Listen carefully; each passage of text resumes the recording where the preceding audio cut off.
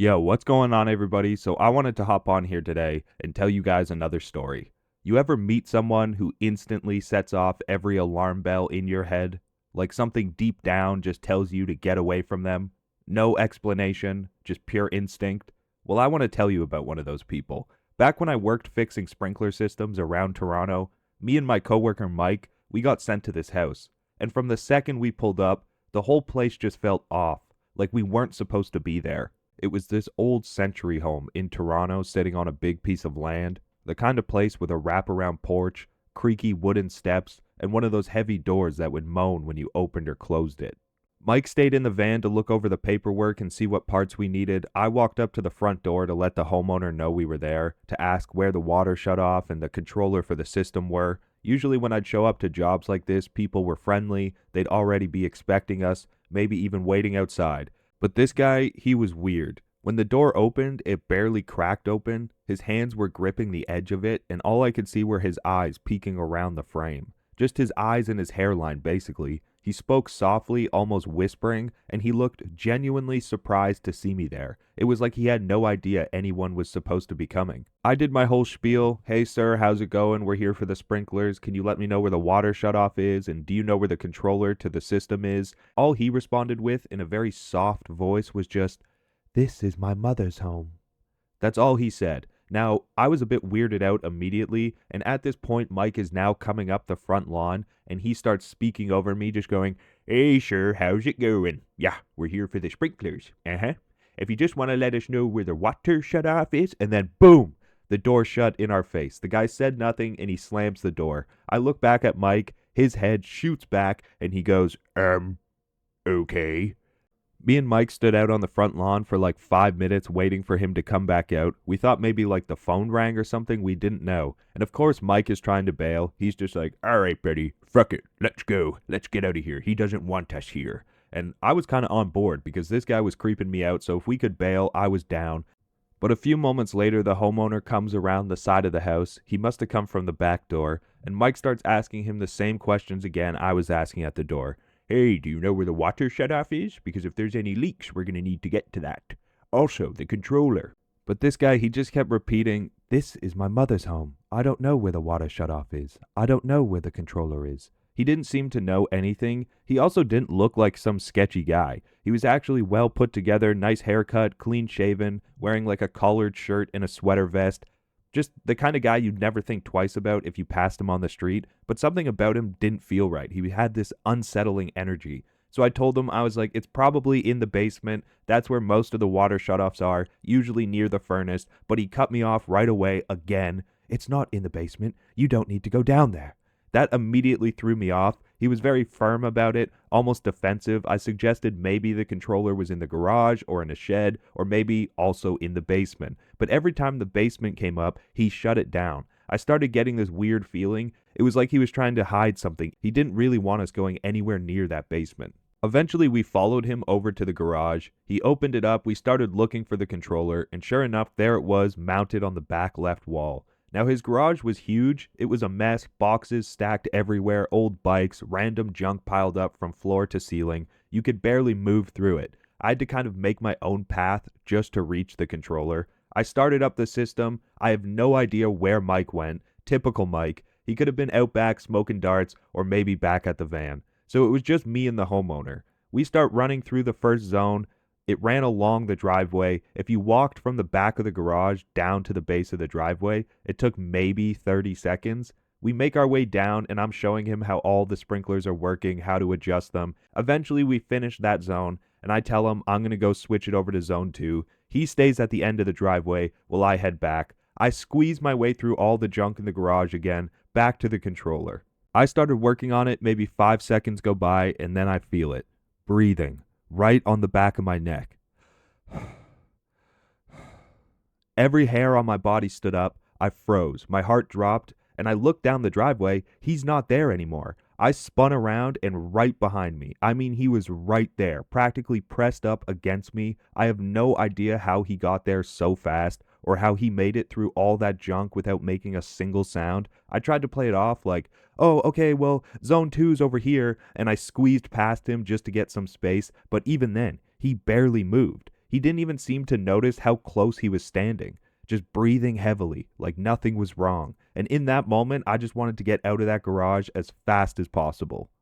Eventually, we finished running through all the zones in the front yard, and I still have no idea where Mike is. Finally, we head around back, and there he is on the far side of the property near the fence, pointing out a leak.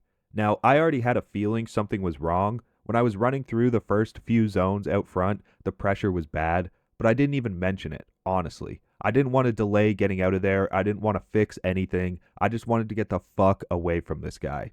But, of course, Mike's standing there saying, "We're going to need to shut the water off. There's a big leak over here." I walked over, the homeowner comes too, and now we're both pressing him again. "Hey, we're going to need to get to that water shut off. Like, do you know where it is? Can we get in the basement?" And this wasn't just a little leak in the zone lines. It was a mainline leak. If me and Mike walked away from this, that thing would be leaking 24/7. It could flood the property, maybe even the basement.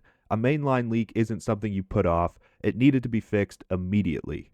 Of course, the guy starts giving us pushback again about going into the basement, saying the leak didn't look that bad, that it didn't need to be fixed right away, and there was no reason for us to go down there. He was dead set on keeping us out of that basement. He kept coming up with excuse after excuse on why we couldn't fix it. Mike was not having it though. "I have to fix this leak before I leave. If I don't take care of a mainline break, I'll be reprimanded in the morning, and I'm not losing my job because of you." Eventually, the homeowner gives in, kind of. He says he'll go down there himself and look for the shutoff. So now it's just me and Mike standing out there alone for a minute, and I tell him what happened earlier in the front yard, how the guy suddenly appeared behind me in the garage, how weird it felt. Mike looks at me and just goes, "Yeah, this guy's giving me the heebie-jeebies. I want to get the fuck out of here."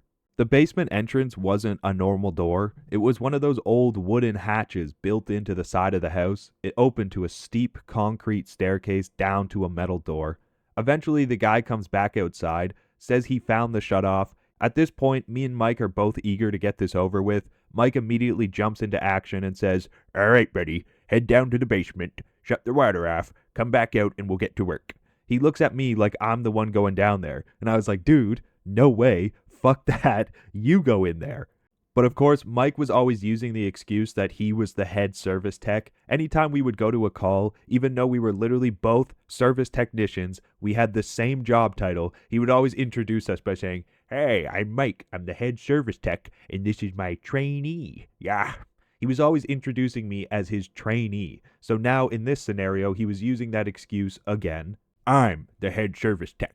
You're the trainee. You need to go in there and shut the water off. No fucking way I'm going in that house. The basement door kept locking every time the guy shut it, so whenever we needed to get in, he had to walk all the way around to the front of the house, go through the main door so he could let me in. It was like he wanted to make sure no one could ever get into that basement without him knowing.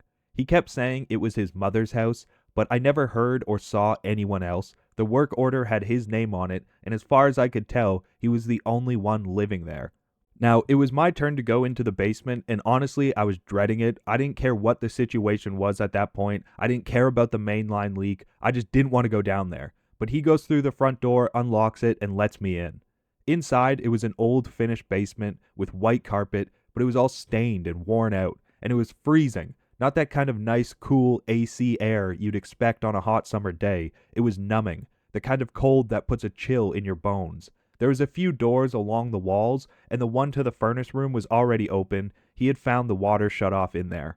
He stood right in the middle of the room just watching, making sure I went straight from the basement back door to the shut off and then right back outside. He didn't say much, he just stood there. And the carpet, the white carpet that filled the room, there was these dark blackish brown stains everywhere. You know when blood dries on fabric, that deep, almost rusty color? That's exactly what it looked like. Obviously, I can't say for sure if it was blood or not, but that's where my head went immediately. I went into the furnace room. It was small, dark, and quiet. I reached for the water shutoff and turned it off. As I was heading out, I noticed something tucked behind the door. It was a huge spool of plastic wrap, the kind movers used for furniture. But nothing in that house looked like it had been moved in years. Everything about the place felt old and lived in, like time had just stopped there. The plastic wrap was crumpled in places, like it had been used recently. It didn't belong. When I turned to leave, the guy wasn't standing in the middle of the room anymore. He was right outside the furnace room door, just staring at me, watching every move I made. It was exactly like the garage all over again. He had me cornered, not saying a word, barely giving me enough space to move.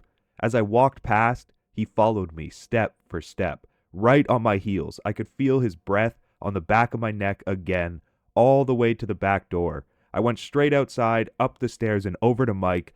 "Water's off," I said. "Let's fix this damn leak and get the hell out of here." Me and Mike fixed the leak probably faster than we'd done any job before. Both of us just wanted to get the hell out of here. Me because I was creeped out, and Mike because he just wanted his day to end. He said the guy was weirding him out too, but he wasn't nearly as shaken as I was. When I came out of the basement, the guy didn't follow me the last time. He just let the basement door close behind me, which meant I'd have to go to the front door again to get back in and turn the water on to test the fix. I tried arguing with Mike for a second, saying it was his turn to go in, but of course I got the "no way." So I went up to the front door and knocked, told the guy we needed to get back in, turn the water on. He let out this annoyed sigh, but opened the door and actually let me in through the front this time, which I wasn't expecting at all. As soon as I stepped in the house, the staircase to the basement was immediately on my right, carpeted just like before, but what really threw me off was the sound. Somewhere in the house I could hear piano music, quiet, classical, and slow, just kind of drifting through the air. I couldn't tell if someone was playing it or if it was a recording, but it completely changed the vibe, and not in a good way. If this had been a normal house, it probably would have felt peaceful and relaxing, but in this setting, after everything that already happened, it just made the whole place feel even creepier. As expected, the guy followed me right back into the basement. I went into the furnace room again to turn the water back on. It's just a 10-second task, but in that short window of time, I heard something.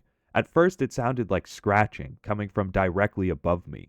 Then it shifted. It was this slow and inconsistent dragging sound, like someone was pulling themselves across the floor. I froze, listening. The guy must have heard it too, because he turned his head slightly towards the ceiling, not surprised, not curious, just annoyed. Then almost immediately he turned his head back towards me, just watching like he wanted to see how I'd react. I didn't say a word. I just finished what I was doing, stepped out of that room as fast as I could. He moved aside just enough space to let me pass, still staring, still silent. I bolted straight out the back door, up the stairs, and over to Mike. "Please, for the love of God, let this leak be fixed. There is no way I'm going back in that house." Luckily, everything checked out. We turned on another zone in the backyard, confirmed the system was running fine, packed up, and told the guy we were done. He didn't say a word. He just walked back inside through the front door and disappeared into that old creepy house. After every job, it was standard for us to sit in the van for a bit to finish the paperwork and check where we were headed next. So we're parked out front, Mike's filling out the paperwork, and I'm just staring back at the house. And there he is, standing in this old creepy bay window, just watching us. Not moving, not blinking, just standing there like he was waiting for us to leave. I could tell he could see me looking right back at him, but he didn't budge. I told Mike, "Yo, hit the gas, let's go." And of course Mike hits me with the, "Not until I'm done the paperwork. I don't want Tina on my ash tomorrow." He's filling everything out on the forms while this guy is still just staring at us from the window. Eventually we finish up and drive off. I start talking to Mike about how messed up that whole call was, trying to debrief a bit, and he's acting like nothing happened. "Yeah, it's good to get the day done. What are you gonna do this evening?" I'm sitting there like, bro, am I the only one who was scared out of my mind in there? I guess Mike didn't go inside, but for me that was hands down the creepiest call I'd ever been to. Everything in me, my gut, my instincts, was screaming to get as far away from that guy as possible. It was also weird because all the old timers and even the boss, they knew pretty much every house and every customer we worked with, but none of them recognized that address or the homeowner, which made the whole thing even stranger. Luckily, I never had to go back to that house again. Anyways, if you made it this far, I appreciate you. Peace.